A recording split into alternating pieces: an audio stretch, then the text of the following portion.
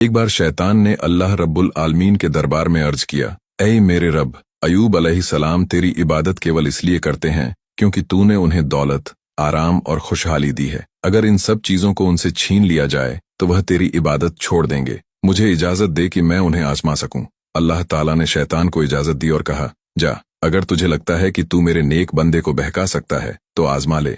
इसके बाद शैतान ने हजरत अयूब अलैहिस्सलाम की पूरी दौलत तबाह कर दी। उनके मवेशी मर गए, खेत बाग उजड़ गए और उनका घर भी गिर गया, लेकिन उन्होंने सब्र किया और अल्लाह की इबादत में लगे रहे।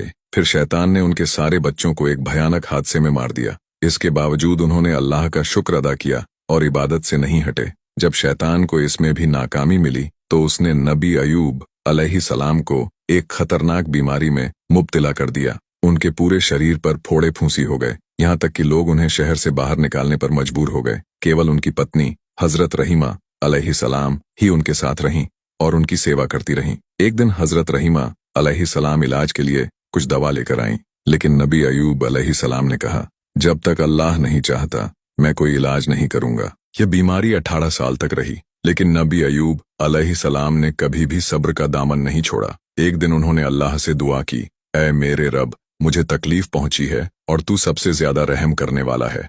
अल्लाह ने उनकी दुआ कबूल की और फरिश्ते के जरिए हुक्म दिया, अपना पांव जमीन पर मारो। उन्होंने जैसे ही जमीन पर मारा, वहां से एक नहर निकली। जब उन्होंने उस पानी से गुस्ल किया तो उनकी बीमारी पूरी तरह दूर हो गई और उनकी जवानी लौट आई। जब हजरत रहीमा अलैहिस्सलाम वापस आईं तो अपने शौहर को पहचान नहीं पाईं। जब उन्हें हकीकत पता चली तो उनकी आंखों से खुशी के आंसू बह निकले। फिर उन्होंने भी उस पानी से गुस्ल किया और उनकी भी जवानी लौट आई। अल्लाह ने नबी अयूब अलैहिस्सलाम को उनकी खोई हुई दौलत, मवेशी और औलाद लौटा दी, साथ ही उन्हें पहले से भी ज्यादा बरकत और इज्जत अता की। हजरत अयूब अलैहिस्सलाम की कहानी हमें सिखाती है कि सब्र और भरोसा इंसान की सबसे बड़ी ताकत होती है।